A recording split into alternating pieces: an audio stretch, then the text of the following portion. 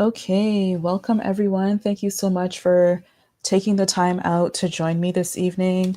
I'm going to be on here for about an hour because I got some other things to take care of. But I just wanted to jump on here really quick and just engage with you all. We are now at 5,000 subscribers and counting. Thank you so much, everyone, for contributing and getting me to this milestone in such a short period of time. And as a celebration, I have turned on memberships for this channel. So memberships are just 10 US dollars a month. We'll be doing member only lives. I'll be putting out member only content. I'll be doing some behind the scenes type of stuff. And I'm also going to be setting up a Discord so that we can get connected with like minded ladies. And I'll be adding other perks as well as we go on. So if that is something that you are interested in, please click the link in the description. There should be a link there, or you can simply just click on the join button beside my name and you will see the link to become a member. Now, I want to talk about something that is pretty well known in the Black community. You've probably heard this point a million times before this live stream and before you encountered my channel. And you're going to hear this a million times after I post this video and for decades beyond. And it is the phenomenon, if you will, of successful Black women being attracted to losers. Thank you, Caramel Creole. You're so kind. Honestly, I don't even when I like listen back to myself and my voice, I'm always like, oh, that's what I sound like. But yep, that's my radio voice, as some people call it. But I notice a sort of it really truly is a spiritual issue because even though a lot of successful Black women have access to elite spaces and the resources that come with having access to these spaces. So, getting connected with people from all walks of life, people who have typically a higher socioeconomic status. For some reason, Black women still have an attraction to bottom of the barrel men. And I'm using that word intentionally because I notice that a lot of Black women don't even go for men who are middle class, or maybe they're making six figures, even if they're not as successful as them. But it's sort of this attraction to the help, if you will. And it's truly startling because these successful women are able to achieve something that the majority of Black women are not able to achieve. Okay. There was a study put out by I think they're called the NRC. You can just do a quick Google search. The average Black woman's net worth is only 1,700.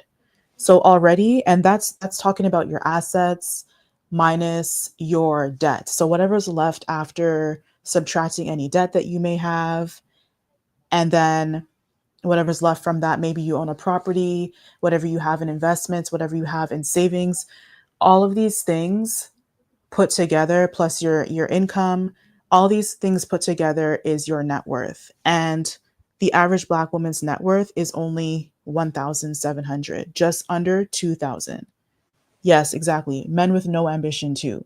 So if you are a Black woman and you have six figures in assets, and I'm talking about those women in particular because that is typically the marker that is used to show people who have a high net worth, even though that's on the lower end of the spectrum. People like Rihanna, for example, they're making billions. Beyonce, they're making millions. But on a smaller scale, if you have at least or close to six figures in assets, there really is no reason why you should be parlaying with men who make less than that. And the average Black man, his net worth is, I think, just under 2,500. So that's more than the average Black woman. So these successful Black women, they end up intentionally going after losers despite having access to top men in the world. Again, higher net worth, good reputation, good reparations that they put back into their community. So building their own community and providing a better quality of life for their community, public influence because of Black women feeling unworthy. And I'll drop the report in the chat after this so that you guys can review that yourself. Um, Actually, you know what? Give me 1 second and let me just pull it up here. Black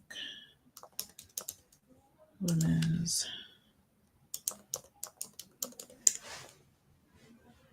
Okay.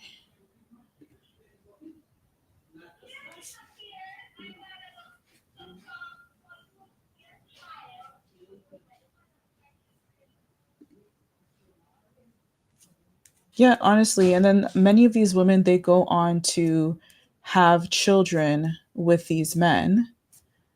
And having children is a huge risk because a good chunk of your income goes towards taking care of these kids. Give me 1 second. Let me share my screen. All right, so there may be a little delay between sharing, but as you can see here,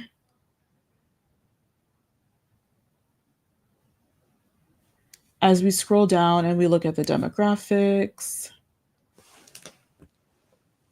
you can see here that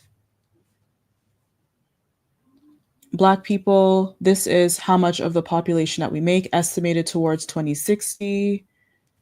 And then when you scroll down through the report, it'll tell you, keep scrolling,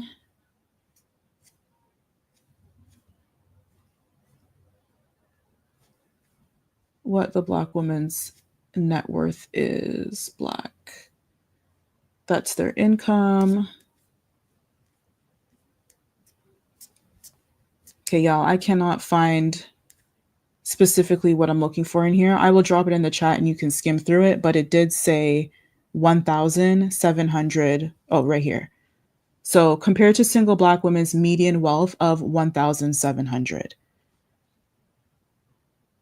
And then when you look at white women's, it is 81,200. So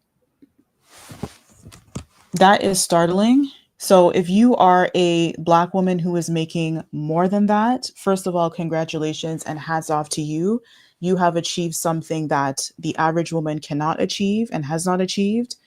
But if there really is no need for you to be literally going down into the gutter to be canoodling with people who are making less, because as I've said before, like attracts like, misery needs company. And so when you are in an environment with other people who are not on the same level as you or even higher than you will begin to adopt those same mentalities. You're going to find yourself picking up the same habits that you did so much work to undo. And you're going to wonder, okay, how come my life is plateauing? How come I'm not getting access to the resources that I had before? How come I'm not excelling the way that I wanted to? Because of the company that you keep. And so I want to speak about Sky Jackson, Halle Bailey, and others who are in similar situations so that we can dissect this, because I think it's very important for us to talk about live examples in the community so that we can, first of all, be aware of what's going on, number one, and then number two, we can see that this is still a problem that has happened in our grandmother's age, in our mother's age, and it's a situation that unfortunately is going on today.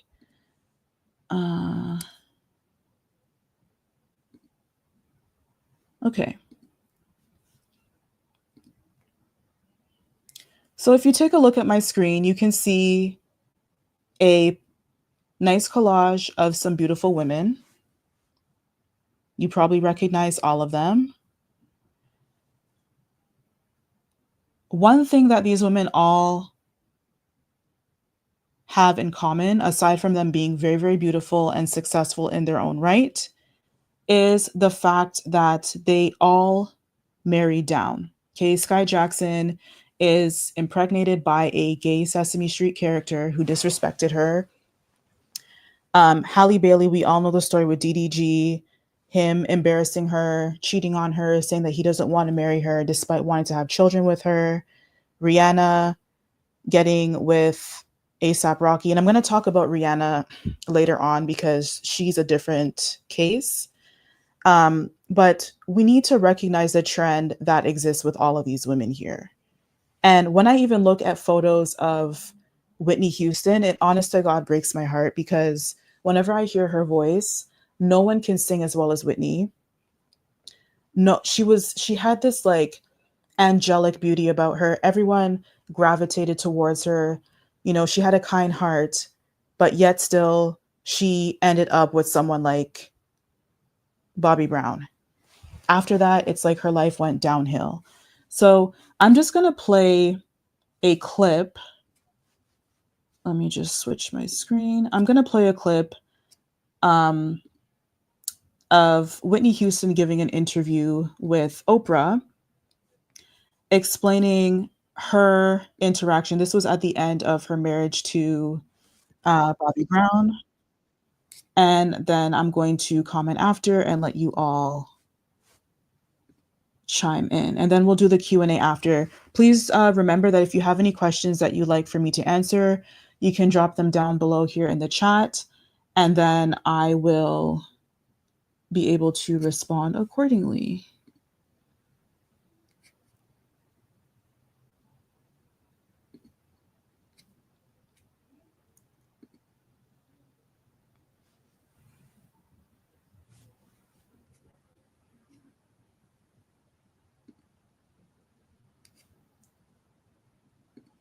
Wrong. Can there be too much passion? Can there be too much? Yeah. Yeah, it can clash. Mm-hmm.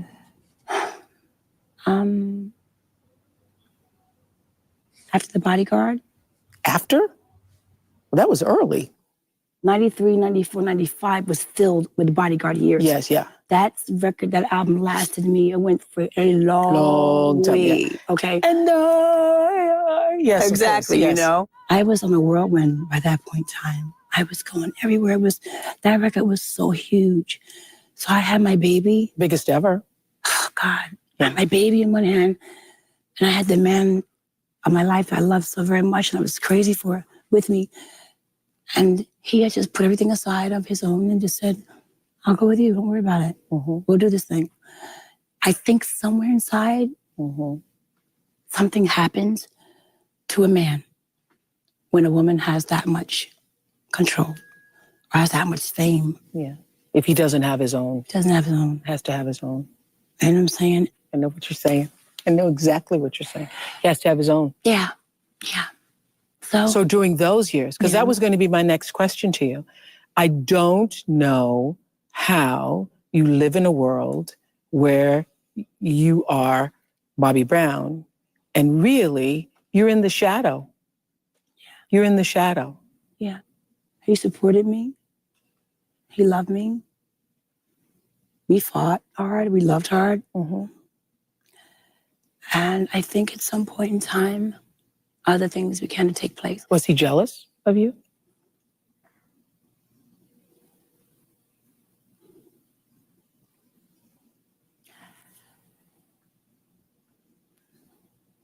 He's not going to like this, but yes. Mm-hmm. And then did you try to overcompensate? I tried to play down all the time. Yeah. I did. I tried to play, I'm Mrs. Brown, everybody. Don't call me Miss Houston, I'm Mrs. Brown. And when you think about that right now, when you just even hearing you say that, like the little hairs right here, all my little so-called baby hairs, just because you're Whitney Houston. Yeah.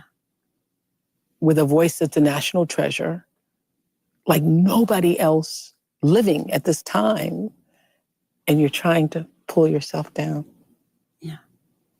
And you had a lot of people antagonizing and trying to pull at us one way to another, you know, pull at me, pull at him, you know. Did you start to lose yourself in that? Because you're now trying to please. Yeah, trying to please. Mm-hmm. Yeah. And trying to not Attention be to so what she big. says, y'all. Yeah. Sure did. Yeah. And that's where it started to go wrong. Yeah. Because you started to dim your own light. Yep. Sure did. Hi, YouTubers. I'm excited to give you an update about our own.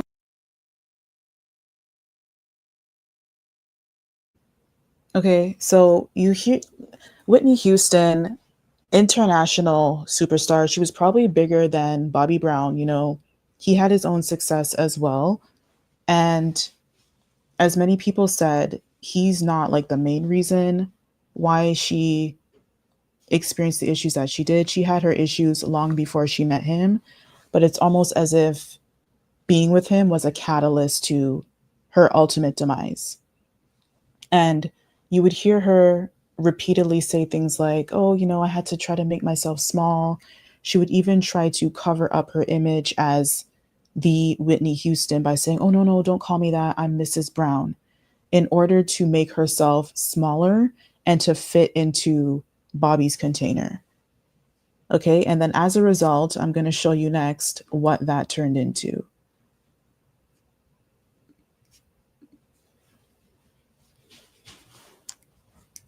And someone was saying in the chat that it's important to be equally yoked.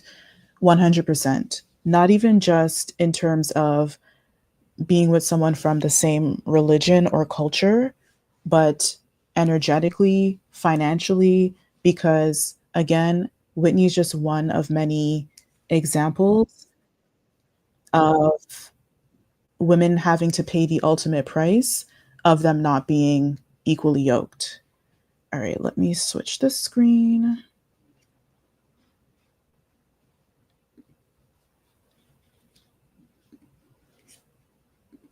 Not gonna work. I just knew, I was like, you don't smell right, you don't look right, something's going on. And then all this other stuff started coming out about him being with this one or that one, or being too promiscuous. Did that hurt you? Dragging dirt into my home. Did that hurt you? Were you offended by it? It disturbed me. It disturbed you. I was disturbed. Did you believe it? Yeah. Mm-hmm. Because I checked. Mm-hmm. I checked. I didn't look for it, but I checked. You checked. So the fact that he would be out with other women and would bring that into your with home. my credit card, absolutely. Yeah. I had a problem with that. Yeah. Pretty much. Yeah. Pretty much. Uh-huh. So you knew it was over, but you were still defending against it. Yeah, but I started moving furniture out the house. I was little by little starting to take pieces of myself out of the home. And I even asked him to leave. And he said, no, you leave. I said, it's my house. Mm-hmm. Why would you say me leave? Mm-hmm, mm-hmm. No, you leave. I'm not going anywhere. I'm staying here. And you're not going anywhere either. I said, well, I'm afraid it's at that point. Then he slapped me, but he was on probation for traffic violations. And he forgotten. And forgotten that you can't slap somebody. You can't slap somebody on your probation. Okay, that means you're in violation then. Okay, so it went to domestic violence court, and I just could not see me putting him in jail. So were you always appearing and making those court appearances because you felt you had to stand by your man? I'm his wife. So I just want to pause it right there really quickly. She said two very important things that is very common in the Black community. Number one, I didn't want to put him in jail. And number two, I want to stand by him because he's my man. The sacrificial, undying loyalty that Black women have, where they are financially exploited, they are physically exploited, they will put all of that aside to still protect the number one person who poses a threat and a risk to their safety. Even all that. And this is a learned behavior that is passed down from generations, where many Black women think that it is their duty, even though they are not getting their end of the bargain of being provided for, protected, and things like that covered, they still have a duty to protect the Black man. They still have the duty to protect those in their life, even though by law, you have an obligation and a right to protect yourself by reporting abuse to the authorities. And then moving forward, having a child with this person and bringing that child into this environment, you are extending that generational curse to your child. And we all know what ended up happening to Bobby Christina. By no ways am I blaming Whitney for what happened, but cycles have a way of repeating themselves. Okay, Whitney had a drug abuse issue. Her daughter ended up having the same thing. Whitney was found in a bathtub. Her daughter was found the same way. Okay, cycles continue. So it is very, very important for Black women, Black exoticals, and just women at large, whoever's listening to the message, to be aware of any patterns that may occur in your family. I spoke about this in a previous video. Take note of patterns in your family, number one, and then take note of ways that you can counteract that. And it's very, very simple. It could be something as simple as, okay, I noticed that my mom, she likes to date drug dealers. I'm going to not date drug dealers. Or I noticed that whenever I get upset at something, I tend to overeat and then that causes weight gain. Okay, let me, number one, find out what my triggers are so that I can stop it. And number two, let me find healthier coping mechanisms so that I'm not repeating the same cycles. All right, let's continue. You know what I get now that I didn't get then as just an observer in the world, and you're seeing another court appearance by Bobby Brown and another court appearance, and now it's drunk driving. Now it's one thing after another. I was like, why are you putting up with that? But what I now get is that you took those vows seriously. Very. Oprah, to my heart. Yeah, that's what I now get. To my heart. That you were trying to be the good wife. God put together, let no man put asunder. Yeah, I get and that. a man shall cleave to his wife, and they will shall become one flesh. I took those very seriously. Very seriously. Holy matrimony was a very serious thing for me. There goes that religious nuance again. And it's not just Christian women who deal with this. There are women in Islam, Hinduism, all of those patriarchal religions where many women are oppressed because they hold on to religious expectations. And it's totally fine to value religion. A lot of people find meaning, identity, community in religion. So it makes sense that you would take it seriously. A lot of people have the belief that their faith system impacts where they will spend the afterlife. And so obviously in your mind, if you kind of grew up thinking, I need to stick to these strict religious principles or else, obviously you're not going to have much room for deviation. And Whitney Houston was raised in the church, and so many other women, like what I showed you in the previous thumbnail, Halle Bailey, they were all raised in the church with the expectation that, you should honor your vows. And even though Halle Bailey, Megan Good, she ended up getting a divorce, funny enough, from a pastor, Keke Palmer, Sky Jackson, even though they were not married, it was still kind of this obligation to honor the men in your family. And in a lot of Black women's minds, even though they're not married to their child's father, in their minds, because they are still with him and they have a child with him, that's enough to quantify a union. And so they treat it the way that a lot of married women treat their marriages, because let's face it, majority of Black women do not end up getting married. I think it's only 23% of Black women end up getting married. So when they get into a committed relationship with a Black man, oftentimes it involves having children.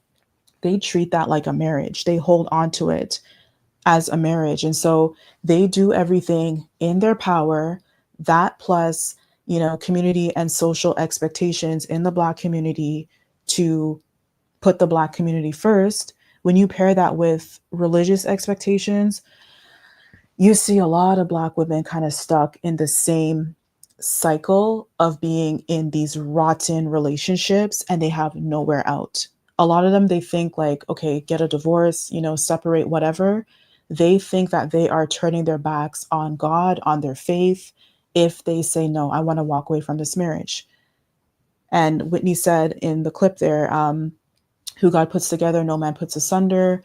There's another verse in the Bible that says God hates divorce, but it's always this one-sided nuance that's applied towards women, and it's never applied towards the man, because the Bible also says that men have an obligation to protect and care for their wife, and sacrifice themselves for their wife the way that Christ sacrificed himself for the church. Those who are familiar know that Jesus died on a cross. Okay, that was a death that was given to slaves and people who were poor. But a lot of these men don't even want to get a job to provide for their family. They'd much rather watch you suffer than go out and say, let me take care of my family financially. In the Bible, it also says that a man is worse than an unbeliever if he doesn't provide for his family. But still, it's like they're not holding up their end of the contract, so to speak, but you are still thinking in your mind that you need to be bound to this contract that was technically already broken when that person decided that they did not want to hold up their end of the bargain. Gonna continue. Because that's how I was raised. Mm-hmm. But you were determined that you were I was going to keep my vow. Keep your vows. Oh, yeah. You're going to keep your vows. I never cheated. I never did none of that stuff. The only thing I did cheat was when it was just like, I just did the drugs. In 2003, Bobby Brown was arrested for allegedly striking Whitney Houston. He was not convicted and has publicly denied ever hitting her. Hi, YouTubers. I'm excited to give you an update about our... Okay, so before I move on, I'm just going to take some time to scroll through the comments. Thank you all so much for engaging in the comments. I really appreciate it.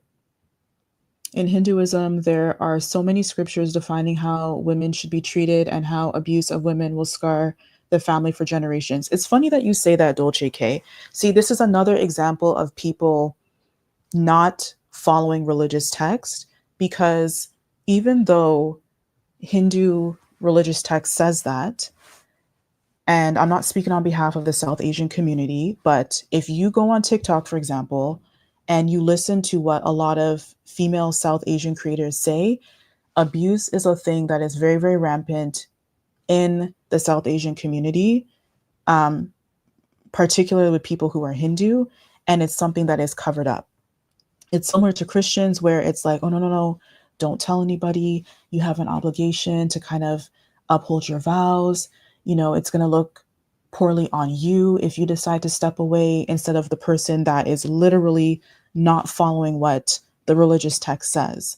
And so, yeah, across the board, there are so many women who find themselves in these predicaments similar to Black women, and it's so sad.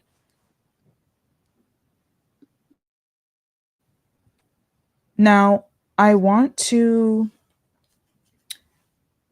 show you I'm not even going to give Bobby Brown any airtime. Okay, we all know the story. People are dropping in the comments creme brulee talking about, Bobby Brown. We all know about him. But I want to show you another perspective, okay? Black women, successful Black women in particular, choosing to date and marry losers is not about them not having access to better options, because most people marry and date within their same socioeconomic status. It's just a natural thing that happens because of proximity. Okay, you see people in your community who have the same income level as you, so you're naturally are going to probably work in the same environments. You're going to have the same social group, same friends. Maybe you go to the same place of worship. And so it's very, very easy to find and pair with someone who is on the same level as you, so to speak. As a matter of fact, you almost have to go out of your way to find someone who is not on the same level as you financially and socially, in order to pair with them, because you guys don't even think the same. You ever, for those of you who are in corporate or you run your own business, have you ever like gone back to your hometown and you're just like, okay, yeah, I can see why I left, because people have the same mentality. And it's not that these people are bad per se, it's just that you've elevated so much that you guys no longer have anything in common. And so you no longer desire to be in that same environment. And you recognize that in order for you to continue to grow and do better, you need to stay away from that environment and get around better thought thinkers so that you can continue to grow. Okay. So it's an effort to literally shrink yourself to fit into that environment, that toxic environment that you were in. And this is a thing that many, many Black women do, where they'll complain about, they have to deal with the stress of running a business, or they have to deal with the stress of climbing the corporate ladder, dealing with coworkers that you don't like, even if you're not in corporate. If you have a good enough paying job, these are all things that we can all relate to. And then you have to come home and deal with someone, not having the same ambition as you. All he does is play video games all day, or he wants to drive your car, or he needs money for things. And they feel stressed. That stress that you're feeling is you forcing yourself to fit in this small peg that you have already outgrown. It's like you're forcing yourself to put on a pair of shoes that you used to wear when you were 7 years old, but now you're a grown woman in your 20s. Obviously, it's not going to work because you have outgrown that. And it doesn't mean that those pair of shoes are bad per se. It's just that it's not suitable for you as an individual anymore. And so in order for you to no longer feel pain, you need to buy a pair of shoes that fit. And those things are out there. But for some reason, Black women still want to fit into the smaller pair of shoes because number one, they still think that they're small in their mind. It goes back to that imposter syndrome and not thinking that you're worthy. And number two, because a lot of Black people affix their identity to racism and being underprivileged, I talk about the disenfranchised Black girl trope on this channel. They think that staying with something that is familiar is safer than trying something new. It's safer than venturing out into the unknown because the big, bad, scary white person is going to try to block you and bar you from accessing what you are rightfully owed.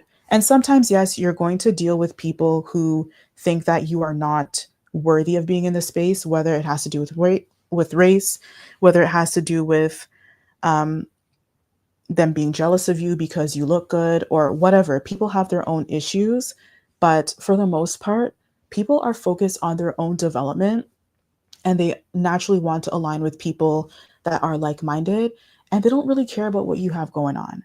As long as you are not a stumbling block and blocking them from achieving what they want to achieve, they don't really care about you and they certainly don't care about the color of your skin.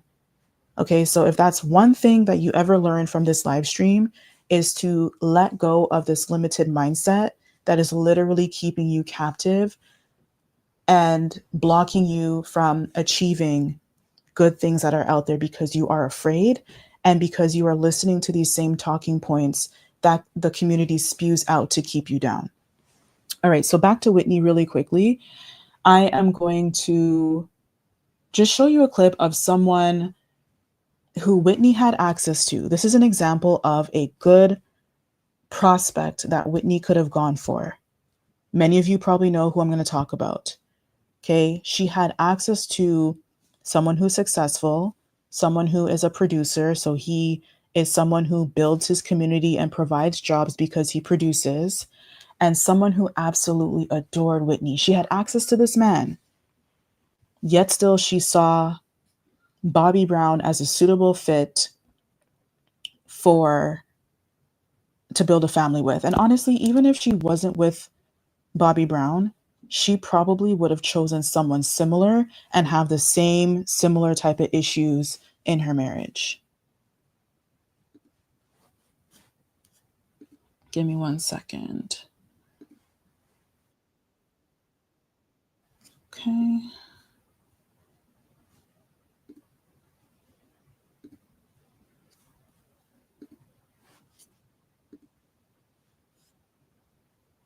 as the bodyguard. And I know at Whitney Houston, you did a 17-minute eulogy. Is it true that somebody said to you, you need to shorten it up, do not go on for 17 minutes, and you were like, fuck you, I'm going to do what I want to do? Yeah, I got a call from Dionne Warwick, and I could tell her voice was broken. Her responsibility was that ceremony. She started to say, could you? And I said, yes, because I knew that it was just hard on her. And I think I wrote on the plane all night. I was miserable for 4 days. I wrote on my way to Newark and walked in that church. And I came up in the middle of the church and these two bands were playing and it was electric, man. But all of a sudden I realized somebody came up to me and said, you know, CNN is here. And and I said, okay. And they said, they're going to be commercial breaks. They'd like to, see if they could. And I said, what are you talking about? I didn't know CNN was going to be here. It's up. They can do what they want. I said, look, do what you want to do. I'm not changing this. And so they went, okay. At that moment, I was glad I did do it. But there was a 5-day period that I wished I had said no. When you made that film, how the hell do you know she's the right person? When I did Bodyguard, that was written for, it could have been Michelle Pfeiffer. It could have been Julia Roberts. It could have been anybody. But when I looked at it, I thought, no, it should be Whitney Houston. For me, it was so easy to go, well, this is the most beautiful girl. This is the one who can sing. This is the girl. And people were shocked by that too, because And I didn't know that either. I didn't really know that either. That was, I didn't think it was that big a deal. I didn't think it was that big a statement. As a musician, though, because you have a musical background, it was your idea for her to sing the opening of that song a cappella. Yeah. We had this relationship, and my promise was to protect her. And we had rough moments as characters, meaning she railed against me. And in the end, she's going to go off and be a star. And people who want us to be together, I wouldn't let that happen either. But I said, if she's going to sing a song, the way she could really show that she really loved me was she would do it without a single note. And that will prove how brave she is. She was green. Like, could you sit there? Like, were you able to go to her and say, she made a moment. She made a choice in this film because she had difficulty with this director. I think he was afraid of her. I think there was a lot of things going on. And I looked at her, and my promise to her was, because number one, the director didn't pick her. I did. I picked the director. And I said to her, I will take care of you. And she took her little street smarts and she looked at me, and she didn't really know me. And she made that choice. And so I talked to her about her first line in the movie where she goes, well, I'm up, and she goes, get up and talk to this man. And she didn't really know how to do that line. And I said, we have to find the acid in you and the kind of diva moment in you. And she goes, how do I do that? I said, you just pronounce up and you just really push that P. Well, I'm up. And everybody's going to know at that moment you're used to being in control of every situation. And I said, if you're uncertain about things, Whitney, just look at me and tell me, and we'll drift off in the corner and I'll make this right for you.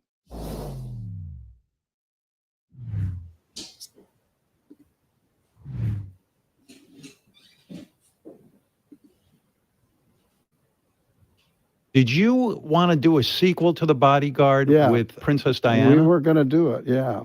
That sounds unbelievable idea. It was. Now, as someone mentioned, Kevin Costner was married at the time when he worked with Whitney.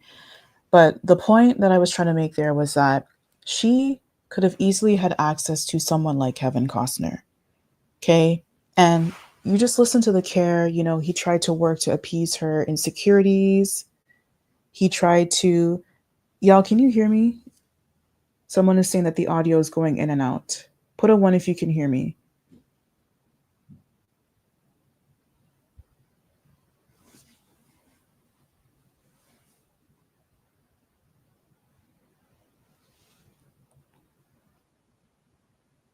You can hear me? Okay, great. The ones are coming in. Thank you. If you're having audio issues, it may be on your end. So just leave the live and then come back in, because I know that there is a lag between StreamYard and YouTube. Okay. But what I was saying was that Whitney could have accessed people like Kevin. If you listen to how he spoke about her, the type of care that he put in to make sure that she was comfortable. If she had any concerns, she could lean on him for as a resource, things like that. But yet still she chose the path of struggle. She chose the path of having her money stolen, being abused, drugs, being cheated on, things like that. This is a common thing that we see with Halle Bailey, for example. The disrespect even before she became pregnant, and then still choosing to have a child with this person, putting her Disney career on the line just to say that she's fulfilled her duty, so to speak, to the community. These are all the sacrifices that Black women are having to do, but they're not really getting anything from that sacrifice. And y'all, if you are going to be doing a sacrifice, for those who understand the spiritual aspect of things, you know that there has to be something great that comes out of it. There is no point in you being the sacrificial lamb if you are not going to get anything out of it. Okay? So I saw someone in the chat say you need to start being selfish with your energy, with your time, with your resources. And as I've said many times, that involves leaving the Black community. Otherwise, it will suck you dry and then spit you right back out.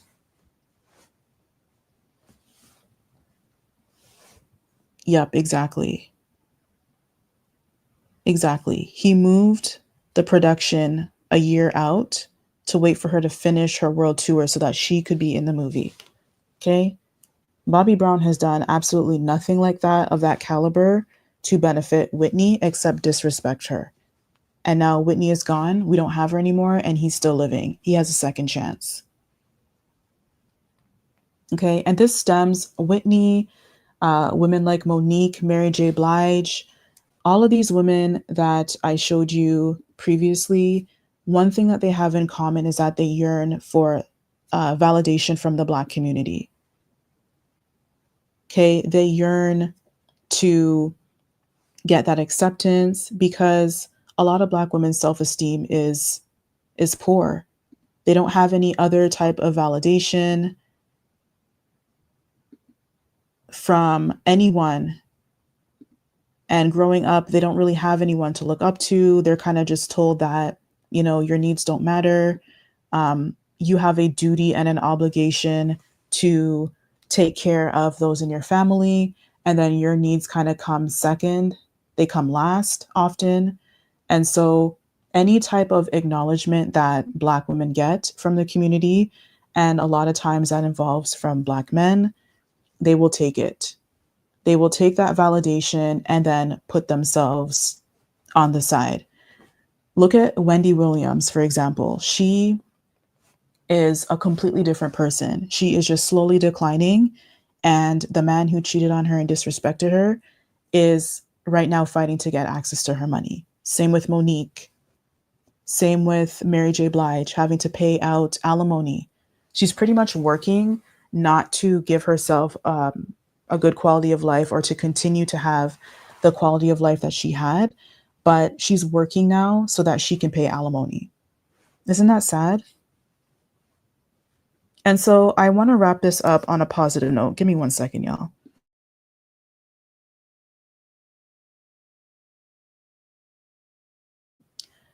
I want to wrap this up on a positive note and to give you guys some examples of positive representation that you can look towards. I like to give the big picture when it comes to things. I know that people sometimes say that my approach is harsh, but I do also give you the big picture so that you can see that, number one, there is hope, and number two, you have something to strive for in life. And so if you look at the women on the screen here, all of these beautiful women, different shades, different ages, different walks of life, one thing that all of these women have in life, one thing that all of these women have in common is that they either dated or married well, or they chose to put themselves first over choosing to fulfill a one-sided obligation in the Black community. And I'm in particular right now talking about Oprah. I know that Oprah has her own issues. That's a lot to unpack. That's another topic for another day. But one thing that I admire about Oprah is that she refused to allow herself to be a martyr in this community. She realized her worth, she realized her net worth, and said, you know what? I know that there's a lot of leeches out there who would love to have access to what I have. They would like to treat me the way that Mary J, Wendy Williams, Monique, all of these women are treated, and I'm not going to allow that to happen. I would much rather stay alone and have people call me names and have people make all sorts of assumptions about me than to allow myself to do all this work for it to end up in naught. So shout out to Oprah for that. If you are the type of person who does not want to be paired with anyone, and maybe especially as the holidays are approaching, and your family is going to say things like, oh, you know, you're a young lady, you're still in your childbearing years, you know, you should think about getting paired with someone. Money isn't everything. Or there's so many good young Black men out there that you can help and they should be able to have access to your money. Remember Oprah and other women like her and do not listen, okay? If you are someone who would like to be paired, there's Princess Angela here. Obviously, not every woman, as a matter of fact, most women will not be married to a prince, but you can find someone who is prince minded, who will give you that protection and that covering that a wife is owed. Women like Lisa Milan, Jasmine Tooks, Akeelia Relford, Nordia Witter, Meghan Markle, our good sis. Or you can just continue to focus on your career and you can date or not date if you want, like Lori Harvey and Zendaya. There are so many options. There isn't one way of doing things. But please do not find yourself in a pigeonhole, being disrespected, being abused, like Halle Bailey and all the other women that I mentioned previously, because especially if you have children and you raise children in that environment, if you have a son, he will turn out to be the type of man that is abusing you. And if you have a daughter, she will end up following your same trajectory. Okay. If it's one thing that you get from this video is look at Whitney and look at what was passed down from her to her daughter, and things even happened before her father disrespecting her, her not being able to be raised with her birth mother. Like these are all traumas that unless you do the inner work, which is hard and painful and not fun, unless you do that inner work, the cycle is just going to continue. Okay. I'm going to take a moment to read what you guys have in the chat, and then I will take some questions. Thank you so much for being engaged.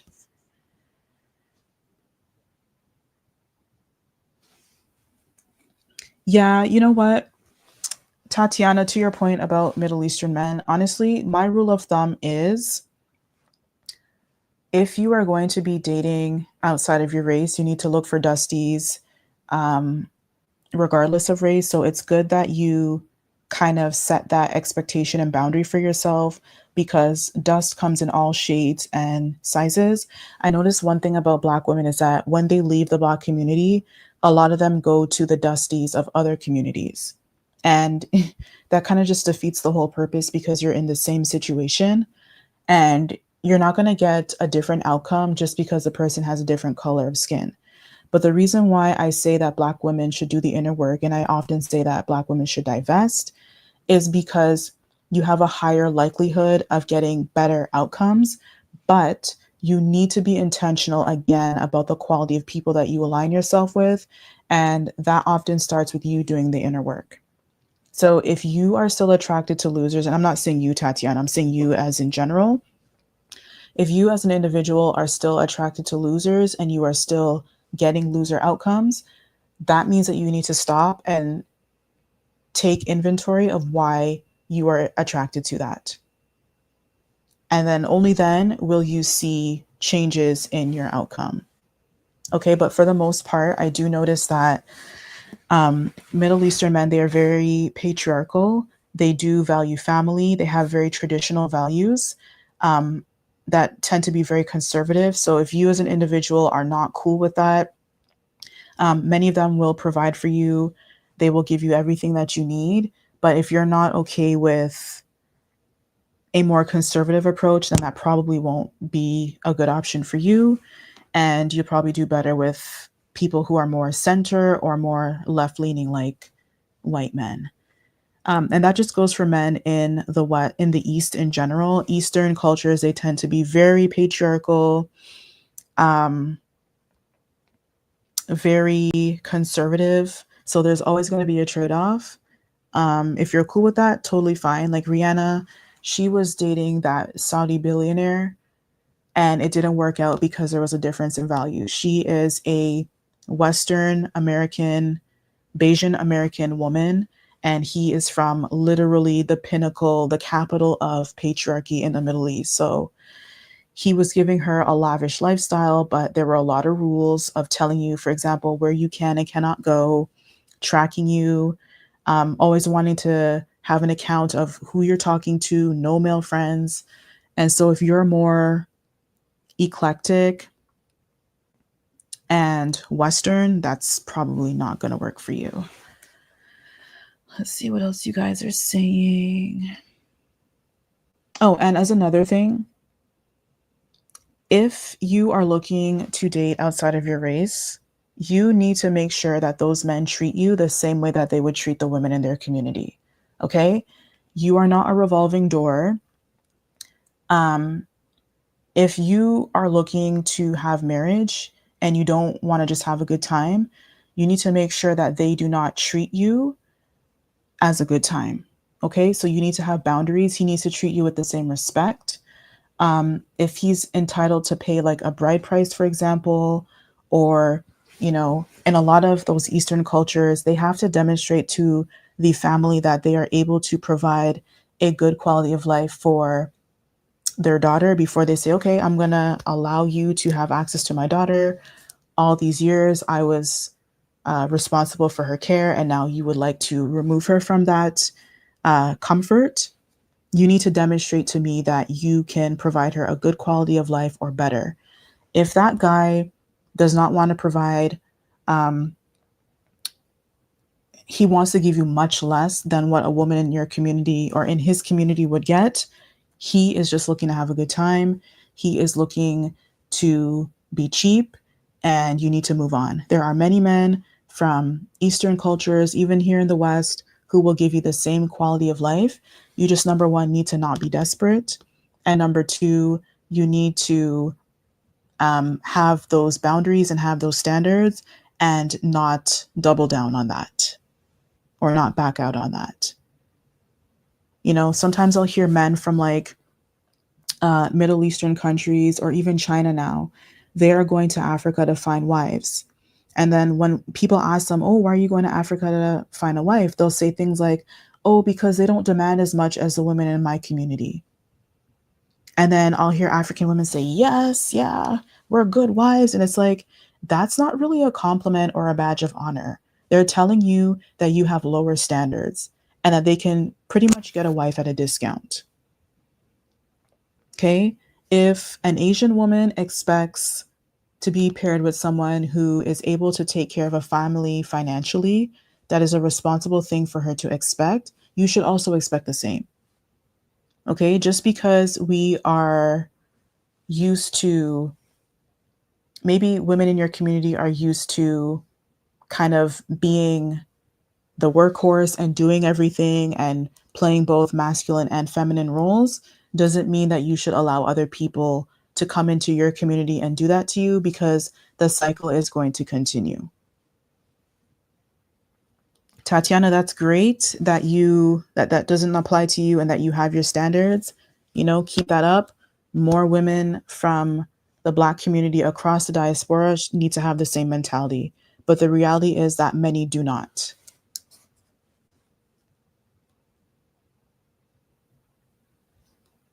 Yep, I remember seeing, I wish I had looked that up before, but I remember seeing this one Nigerian girl from Houston. She married this one Indian guy, and when they were dancing at the reception, people will like shower the couple with money. So while they were doing that, the groom came out and brought her a Chanel bag, and that bag was full of stacks. And he presented that to her. So that was almost like a bride price for her. And now they are building their home together. So it is very possible to get good treatment.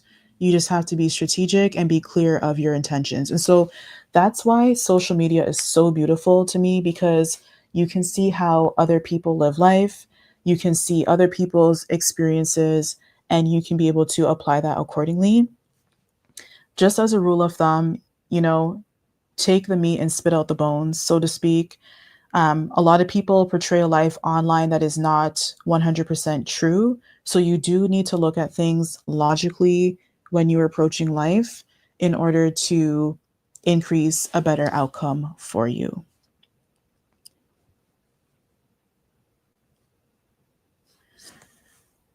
All right. I am going to stop here, guys. I have so many holiday things to do. It's crazy. I need to make a list. What are you guys doing for the holidays? Have you guys put up your decorations yet? I have my tree up. I finally got it up. I bought way too many ornaments and I committed myself to putting them all on my tree. So now they're up. I have like this copper rose gold vibe going, and I'm very proud of myself for getting that done. So shout out to me. But please, guys, let me know what you think about this topic. Just as a rule of thumb, again, every time that I gain 1,000 followers or subscribers, I will go live. And then I will be going live every month for my members. So if you'd like to engage like this more often, please sign up for the membership. And my first membership video will be going live sometime next week. Thank you guys so much for hanging out. Keep the conversation going, please, in the replays. And I will see you guys in the next video. Take care of yourselves, take care of each other, and have a good night.